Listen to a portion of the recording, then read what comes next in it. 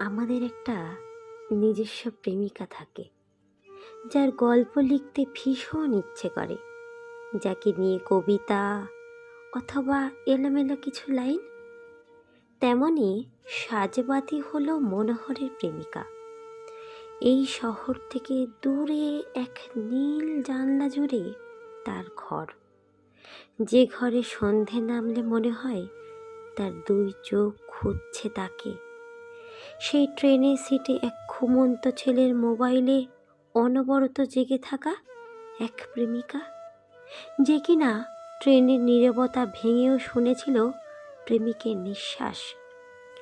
প্রেমিকার দুই চোখে যখন সন্ধ্যা নেমে আসে, প্রেমিকের দুই চোখ শুধু তোমাকেই ভালোবাসে।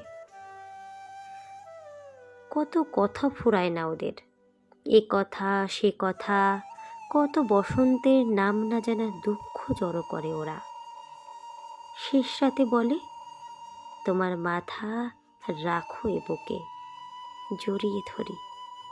নিভে যায় সংলাপ। এ শহর বুঝি বড় প্রত্যাশী। প্রেমিকার দুই চোখ রাত্রির মতোই শান্ত। জড়ো করা সে চোখে কত না শ্রাবণ। জোনাকির ঝাঁকে খুঁজে ফেরে ওরা। স্নিগ্ধ এক চুম্বন তার কপাল ছুঁয়ে ভোরের মতো। তোমায় যেদিন প্রথম দেখেছিলাম প্রিয়তমা, সেদিন আটকে গেছিল আমার দুই চোখ।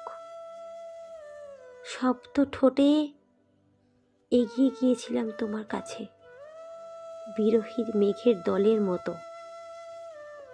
সেই সূর্য ডোবা বিকেলের প্রথম চুমু খাওয়ার মতো।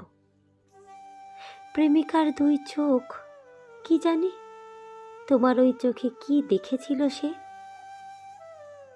জরাজীর্ণ এক কাঠের পুতুলকে সযত্নে তুলে নিয়েছিলে। ছেলেটি ভেবেছিল রাত্রির রং বুঝি ভীষণ কালো, ভীষণ ভয়ের। সেই রাতে তুমি রামধনুর ঘুম এনেছিলে তার চোখে। তোমার এক গোছা হাতে বানানো গোলাপ, তোমার কুশল জানতে চাওয়া চিঠির প্রতিটা ভাঁজে।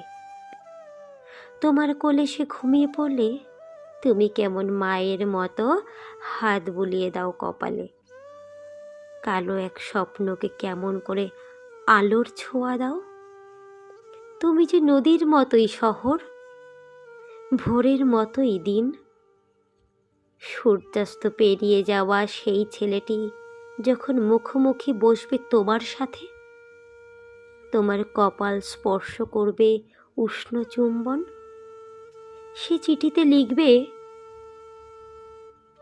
প্রেমিকার দুই চোখ মহাবিশ্বের কাছে রেখে গেছে তার ঠিকানা। ছাদের কার্নিশে বৃষ্টির ফোঁটা আজও চুপচাপ লিখে ফেলে, ভালোবাসি।